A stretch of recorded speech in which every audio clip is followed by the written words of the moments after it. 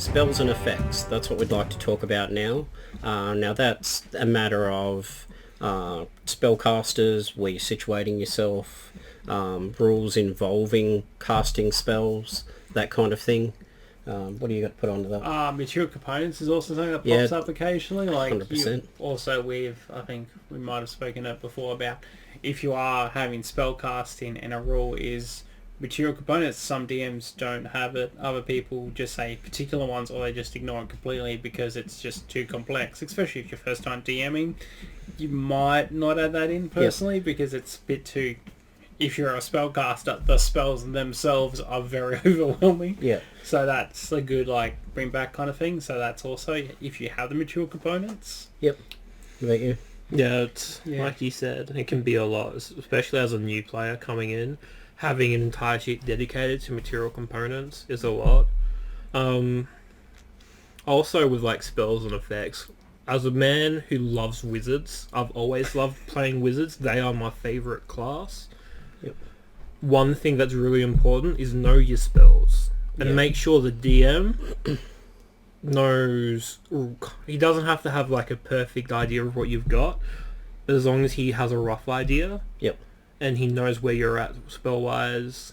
I find as a DM, every time my players level up, I go to the casters and say, what have you chosen? Yeah. So I can read through them. I don't know them all off the top of my head. When they choose them, I'll read through and get a good idea about what they've chosen, so I know what to expect. And I don't mind if players are like, I've chosen this, I'm going to keep it on my back pocket and not use it all the time, but knowing, like you've said, knowing what your spell does, so when it comes to your turn, you're not like, oh, let me grab my spell sheet, and the whole table are waiting for you. In the time people are doing their combat, that's the time for you to read that spell and what the effect is, the range of your spell. Is it touch? Is it... Is it touch? Is it 30, 60, 90? And another thing is, what saving throw is it? Yep. Because you're going to have to tell the DM, I'm casting this spell, please roll this. Knowing your spell attack, spell DC, that all kind of fits.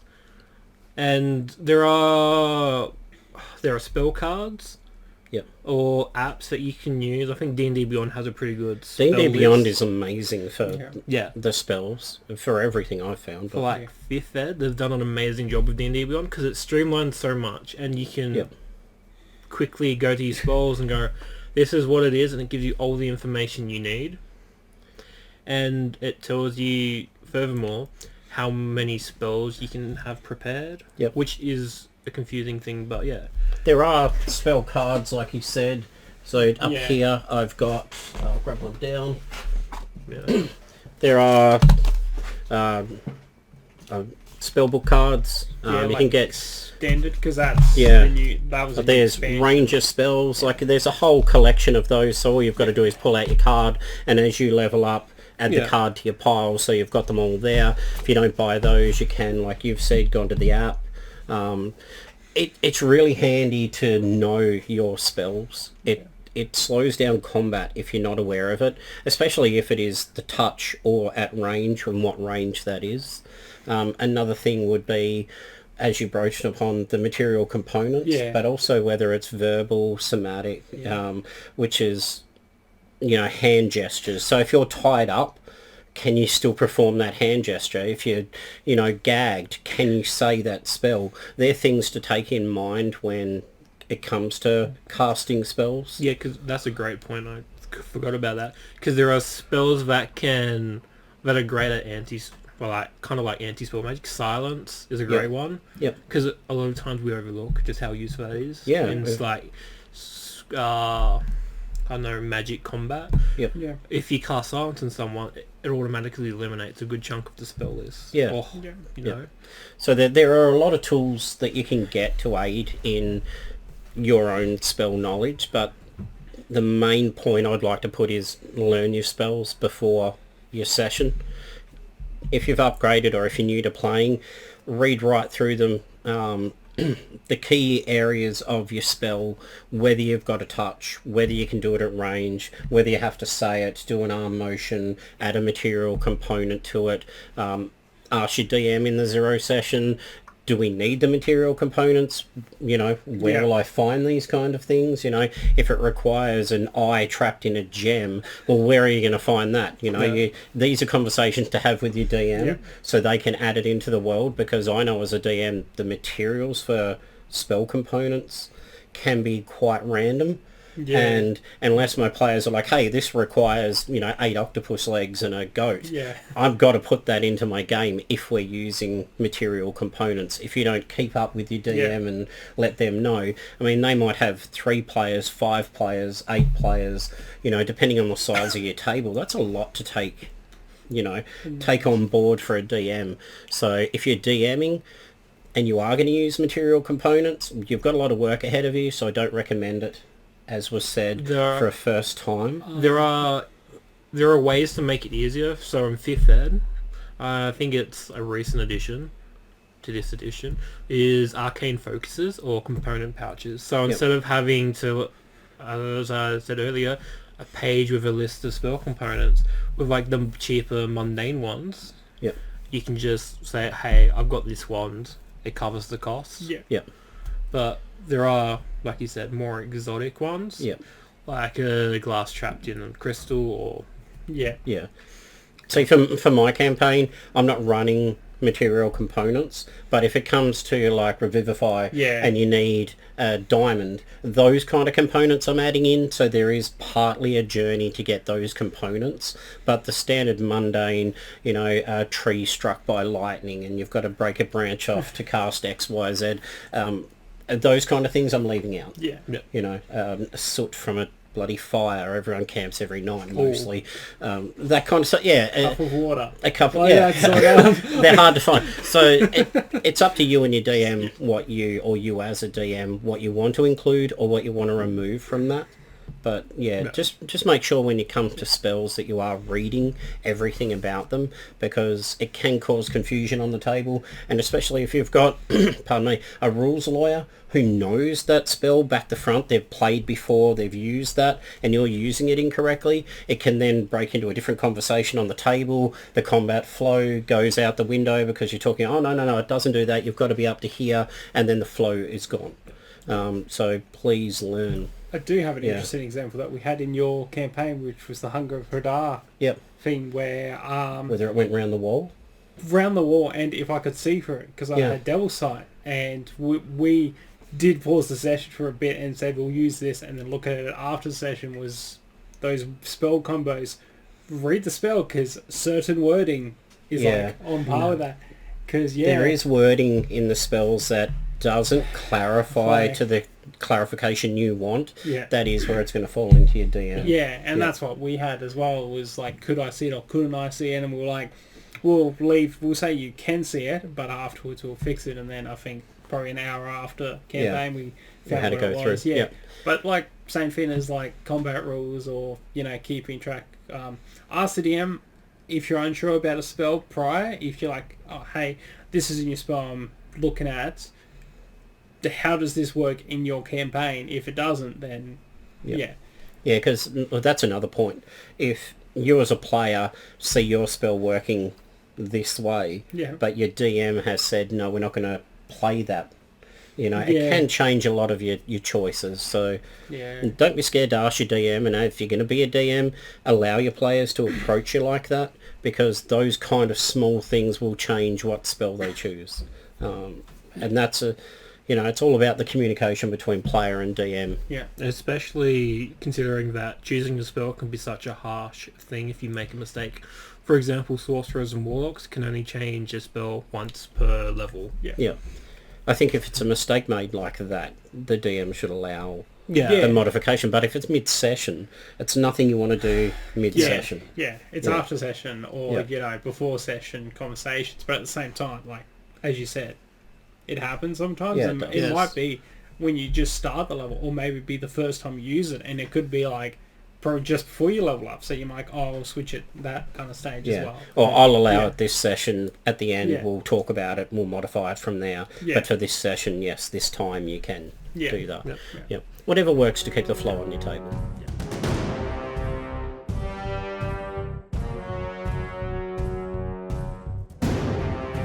Now we're going on with death rules. Death rules are very interesting because it depends on your DM as well as players what they're allowed. I think the most common one is 10 is a save kind of thing. Like if you fail a death save or when you go unconscious, it's you've got to roll above a 10. Other people do that.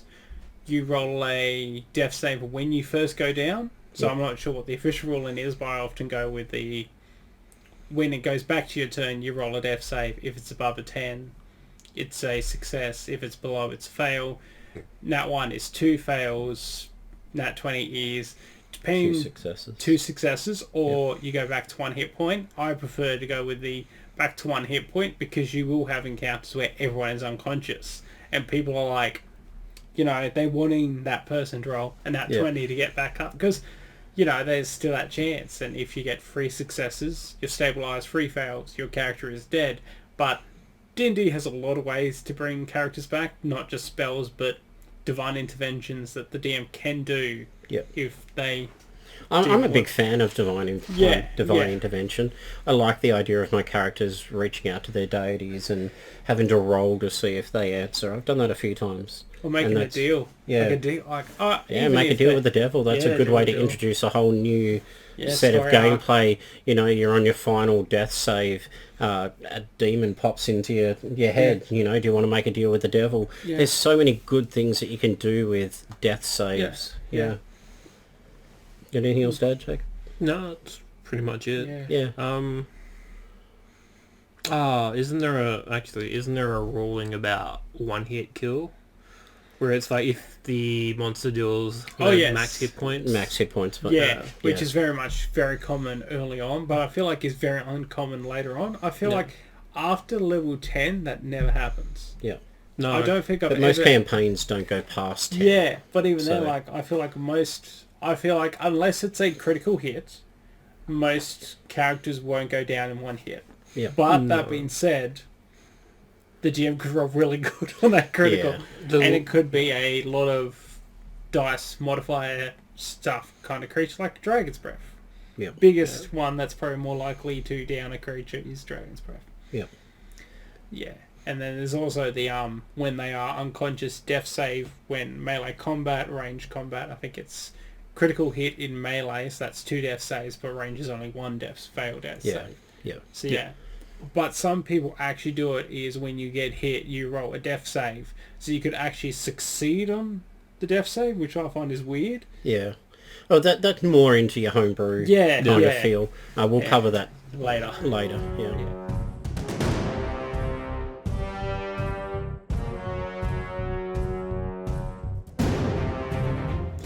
And now we'll be talking about mature themes. This is covering alcohol, drugs, sexual content, and excessive violence or extreme violence. Yeah, high gore. Because too much of something can always be a bad thing. So what we mean by this is sometimes when you add these themes into the game, not everyone's comfortable with them. And so it's really about knowing what your players are okay with. As a DM, if you're a DM or you want to be a DM, in another Back to Zero session, it's a really good idea to pull your characters aside and say, or your people, where's your line in the sand? Yeah. You know, are you okay with characters having sex? What if sex is without consent? Are you okay with that? You know, not saying that it has to be in there, but where is your line so I don't step over it? Because that's a big one for me. Religion again comes into it. You know, are you okay if there's religious content? You know, when you're dealing with hells and heavens and different planes of existence, are you okay if we go into a different version of heaven than your religion? That's alcohol on the table, as you mentioned. You know, are your players allowed to have a drink? How much is too much on the table? Do you prefer to just avoid that?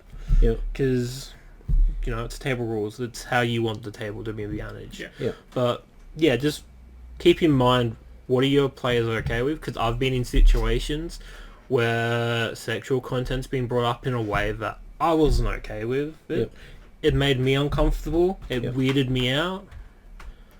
I've personally, as a DM, put one of my players had a NPC come in the room with guards, took advantage of them, and that player pulled me aside and said, I'm not okay with it. And I was like, that's fine. I did discuss with them, where's your line in the sand? They weren't sure that was a line in the sand until we hit that point. And from there on, any semblance of that kind of activity was removed from my, I had a cult that were, based on depravity and things like that. I pulled that entire story section out of my campaign. I wasn't aware that there was a line in the sand that I'd drawn and I'd stepped over. As a DM, you've got to be able to, modify your game according to the players on your table. You don't know what they've been through in their previous parts of their life. You don't know what they've dealt with, what's happened to family, whatever. You've got to be very mindful when it comes to those kind of situations. Children, there's a kid that's been, killed, whatever else. Topics have got to be very, very gingerly stepped over on occasions. If they're your best mates and you have those random conversations and things like that, and you know where their lines are, that's fine. But as a new DM on a new table with new players in a new setting, you really do need to know, how far are you going to take some scenarios, because you just don't know. And one thing to keep in mind is try and do it as respectfully as possible. Don't turn it into a joke. And because the worst thing you want to do is joke about something like that. And someone finds it horribly offensive because of their personal history. It's also nowadays more than ever gender. Gender equality, that kind of thing. That's something I've never had to think about before. But nowadays, with the way the gender things are, the him, her, them, us kind of feel, that may be something that comes up on your table, and you might want to ask your players, what do you prefer to be called? How's your character want to be referenced to? There's a lot of now more rules than ever in your content that you need to think about when stepping onto a table. Definitely. Just make sure that your players are okay with what's going on, and everybody's respectful towards one another, and they understand, and they don't make fun of someone for having a limit that they find stupid. For example, violence would probably be a common one. Some people are okay with it, don't hold back, describing in gory detail how they kill this goblin. But other people are like, that's a good instance where you've got someone where you were DMing and the player didn't want any explanation of any blood or gore. Everybody else on the table was okay with, the description of blood and gore, but that one player was not. So everything was toned completely down on the table to suit one player. But and that was more at a game shop, so that wasn't exactly a... I had to go to that level. As much as everyone would be like, if... the whole headphones thing, it's in a public place, it's I feel like in a private game you can ask them if they wish to leave, but in a public space it's kind of hard to be like, step away and do that kind of stuff. But I don't think that actually reduced any of the fun experiences of the game. No, not at all. I mean, you can explain a death without having to go into gory detail. I mean, as we said, if you've spoken to your table and everyone's like, no, bring on the blood and gore, by all means, give them all the gory details. But you've got to be sure everyone's okay with that. That's definitely... And the best time to make sure everybody's okay with this is, once again, zero session. We're getting into that why that's important, and why it can be helpful. But it's best when talking about these things, don't do it with the other players, because you might not realise it, but there might be a form of peer pressure. And so they're really saying, I'm okay with this, but in actual fact, they're not. And every time that comes up, they're going to feel uncomfortable on the table. And that's what D&D is not about, making anyone uncomfortable. It's about having fun at a level where everyone's accepted and has that fun. As a DM, your job is to ensure that everyone at the table is comfortable. And as a player, your job is to ensure that the person to your left, right, and across from you is having fun. That's what D&D is meant to be about. It's about banding a group of people together and having a laugh and, you know, enjoying. I mean, it can be an emotional roller coaster. Don't get me wrong. There are points where, you know, a character may die that you've become really close with on the table or... You know, there's an emotional side to it as well, and that's, I guess, something else to take into account if someone's had an emotional reaction. Yeah. I've personally had someone cry on a table. Yeah. I didn't do anything, but they lashed out at me because I was the closest person to them, and I said the last comment, which wasn't even to do with that. But emotions do bleed onto your table. Yeah. Don't people be going to get surprised emotional, by that. Yeah. You know, like, especially players. Yeah. If they've played a character for 3 years, or they crafted that a character from something they've, like, if that character is them or how they saw themselves, for you to just kill it and like don't show emotion is like, okay, you grow attached. Oh because definitely. You spent so much time and effort growing this person, I guess. At the end of the day, sometimes when they die, it hurts. So be aware, especially as a DM, that your actions have consequences with people's emotions. Because it's an emotional game. Like, you're connecting. I like to think of it more as it's the new age version of a story time. Yeah. You know, the ancients used to sit around a fire and tell stories and stuff. Well, this is what we're doing without a fire. Oh, I guess we could have a fire. Not in here. Not in here. Anyway, you broached on drugs before. Are you okay with people coming if they've smoked or, you know, had alcohol? That's something you talk about in a zero session. Also, if you're going to have, like, drug themes in your campaign in certain places, like, how heavy is that going to be? That's right. I had a vendor that sold a type of mushroom that causes... That's, I don't think I asked anyone if they were okay with that. I just went, well, hey, that's a great idea. I'll throw a vendor in that has that. So there's a lot to think about if you're going to go into your mature themes. Where do you draw the line? Where where do your players draw the line? The best thing is, though, if come zero session you've talked and, you know, you found their limits, it doesn't hurt to, I don't know, the night before the session, if you're going to have a particularly strong inclusion of that theme, just have a talk. Hey, you said you're okay with this. Has anything changed? Yeah. Are you still okay with this theme? Because I will be including, I don't know, there will be...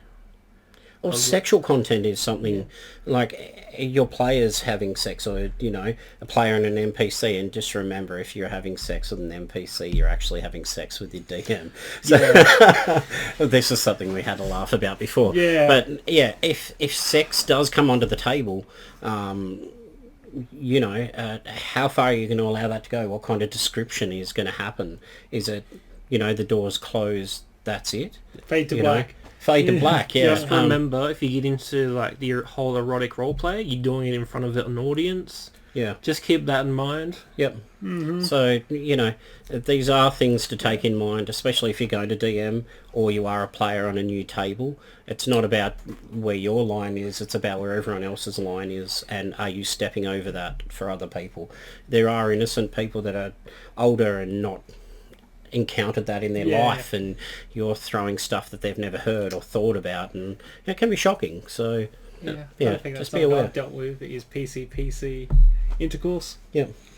I've probably dealt with PC NPC, but never that, and I feel like I don't think I will do that anytime soon. Well, there was a time where I had a brothel, and I approached that brothel with no workers working, no... You know, it wasn't put upon that there's people having sex anywhere. I made it so it was about the story element, not the other content. There are ways to go about it without having to throw that upon your players. But it is something to think about.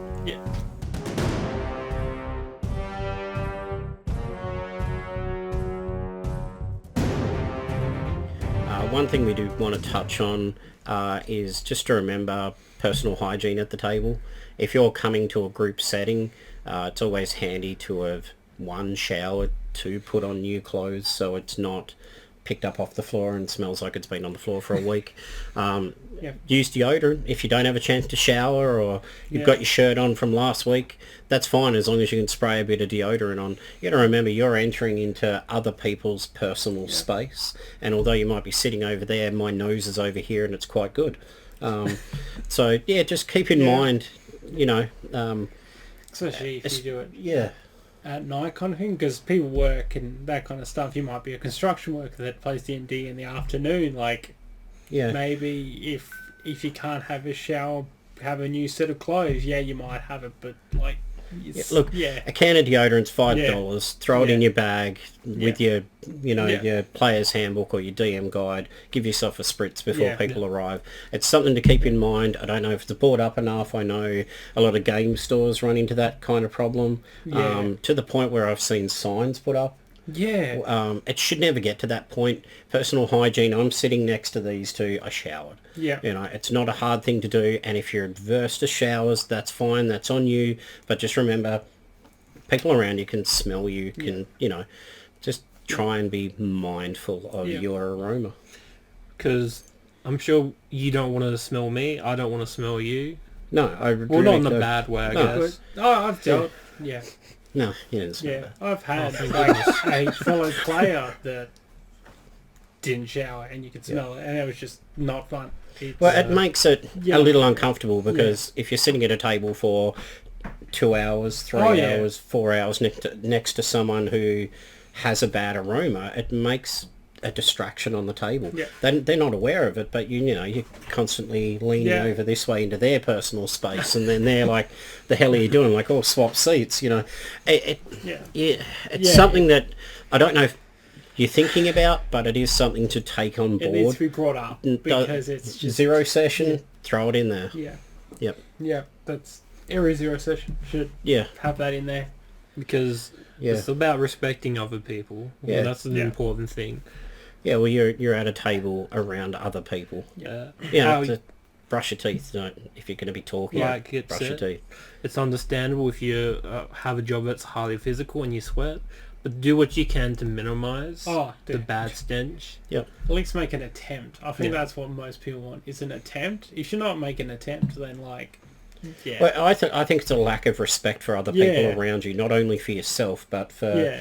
You're walking in like going, I don't care what you guys think. I don't care about myself. I'm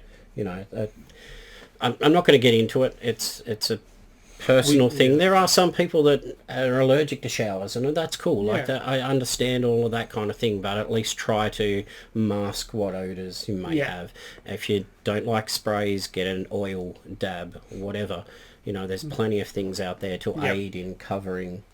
Especially right now, it's easy, and there's so many methods to make sure you don't stink and are clean and presentable and well groomed. Just put some effort in, and don't offend people's noses. It's really all you have to do at the end of the day. No nose offence.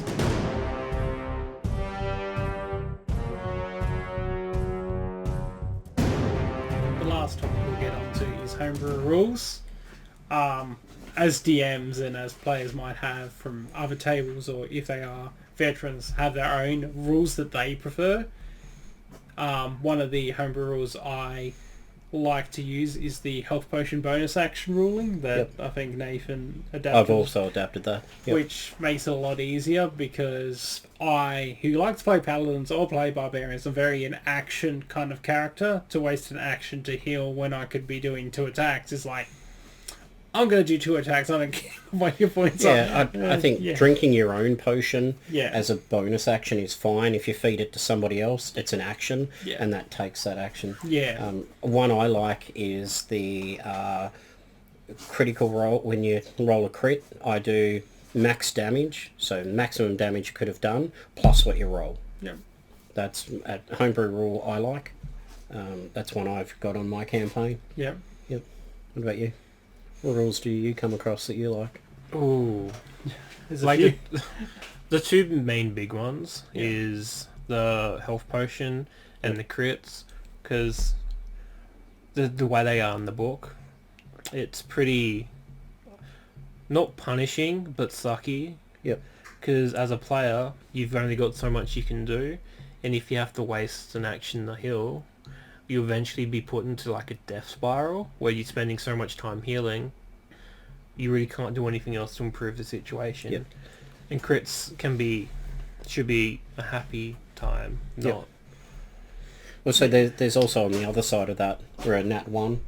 So, well, my fumbles, if I roll a nat 1 as a creature, I'll have it roll a d4 or d6, depending on who's around as to who it hits. That's not an actual ruling. I do the percentile ruling, so I think it's if you roll nat 1, you roll percentile from, I think, 1 to 25 you hit yourself. From 26 to 35 you hit another creature. If there is no other creature, then you just miss, kind of thing. Yep. And I feel like that way, because then it's only a 25% chance you're going to hit yourself, and then an additional 10% you're going to hit an ally. Yep. And that's fine with that kind of stuff. For that, sometimes people are like, oh, you disarm your weapon, or you injure. The fumble table is just I don't use the fumble table. So, I kind of like the on the fly good instance where I think it was you threw your axe down a hallway at a creature and you rolled a 1, so I rolled on a d6 to see where it landed, and then I also rolled to see what damage it did to your axe. So you ended up throwing it like way down the other end of the corridor, missing the creature and putting a dent in his like king's axe, which was given to him by a king. So he's now trying to buffer out. Well, a cool kind of thing. Yeah, it is. Yeah. For me, I find a very simple method is just let's roll to see which angle it went on. Let's roll to see what damage. I mean, it can be break it down as easy as you like. Homebrew rules is something again you want to discuss in a 0 session as to what ones you've got, so everyone on the table is aware. But you can always do it on the fly. You can. Don't be afraid to use flair or improv. One thing that I like about Homebrew, like you said, players have their favourite, DMs have their favourite, and players might want that in the campaign. So don't be afraid to, as a player, bring up to the DM, hey, I really like this homebrew rule, can we include that in your campaign? If everyone on the table's okay with it, you may change the entire flow of it. There's initiative ones, initiative goes 1, 2, 3, 4, 5, 6. I've seen that one before. There's the ability to pass your initiative to somebody else. There's a lot of different homebrew rules that you can incorporate. I mean, we're not going to be able to cover them all because we'd have to research for a month to find them all. The one I don't mind that I haven't used yet was the achievement slot one, which I said, hey, have a look at this. You said, no, I'm not going to do it. Was with like achievement slots and magical items, you only get 3, but I think I said you get achievement slots plus half your proficiency bonus. Because spellcasters, they always struggle with, I have 3 magical items and there's like so many stuff as well as other characters, and it was a way to be like, you can have more achievement slots but it's very minimal, and I think 6 is a good high one, especially if you're going to, I think level 17 you get plus 6 of proficiency, so I feel like that's not too bad, but most people don't like. I'm like, well, it's up to you. That's why it's a good thing to ask the DM. I mean, I personally, for me, I didn't go with that because on D&D Beyond I can create my own magical items, and in there I can add an attunement slot, and I want you to earn that attunement slot, not just level up, here you go. I like the idea of honouring you with an attunement slot because you've earned it as a character, which is why I did not want to add that one that way. So talk person. About that's on paper. Or on paper, But D&D Beyond allows me to create those magical items with the slot. Homebrew rules, just talk about it with your table, with your DM. If you watch a podcast, listen to a podcast, whatever, you might hear a good rule, add it in. Link to the DM, this episode, blah, blah, blah, and they can see how it is, because just saying it is like, okay, until you play it or have seen someone play it, then you can't really judge. I feel. How does this rule work in action? Because sometimes you hear of a rule and it sounds amazing, but when you play it, it's like, it's kind of like clunks stuff up a bit. Breaks some stuff. You got to be very aware that homebrew rule doesn't change too much of the core of the game. Once you start messing with the flow of it, it can like spiral. Initiative. Yeah. Yep. Like the monsters take their turn, then you take your turn. It's like, Yeah. yeah. But I'm a fan of monster grouping. Yeah. So minions all act on one. Generals act on another. It's all homebrew Same stuff. monster initiative I prefer. If it's a goblin and a goblin chieftain and an ogre, I put all the goblins same initiative. Goblin chieftain own initiative. Ogre new initiative. Yep. Because then it's just easier. Well, especially if you're running a massive battle where you've got hordes coming at you. You don't want to roll, there's 50 goblins. Hold on, guys. I'm just going to roll initiative for all 50 goblins. Yeah. Wait, whose turn is it? Is it Goblin 47 or Goblin 38? That becomes too complicated. Yeah. I thought you use groupings or squads. It's like these 4 goblins move this one squad. These 4 goblins move this squad. Don't be afraid to add a rule if it improves the flow of the situation. It just improves the campaign as a whole. Yep. But again, make sure you're okay with it and your players are. Because you're the one sitting there and possibly going from either one shot to, campaign. And some campaigns can last quite a while. Yep. Okay. Thanks for listening, guys. Yep. Like and subscribe as always. We are D&D Declassified. We are D&D Declassified. Please be sure to let us know in the comments what you like or dislike. Yeah, good point. Please give us the feedback. We would like to improve. Any homebrew rules you personally use. Yeah. Well, we're learning to, as you can see, we're fairly new to it. We're learning to edit. We're learning to film. So this is going to be quite a journey for us. So talk in front of a camera is definitely new. Yeah, but leave comments down the bottom. If you don't like it, that's fine. But at least leave a comment below as to, hey, I didn't like you guys because of reason X, reason Y. Takes a couple of seconds to a minute to tell us why. We'll appreciate it. Yeah, and we'll try and improve upon that. And and if you like us, tell us what you like. If you want some content added, tell us what you'd like to see, and we'll attempt to add that. We have put forward a filming schedule for ourselves, but we will have a look at adding anything that you guys would like to see. I mean, we're here for you. If there was something you wanted us to expand upon, let us know in the comments. We're always happy to jump on board and see what we can do. All right, thanks guys. Thank you. Ciao.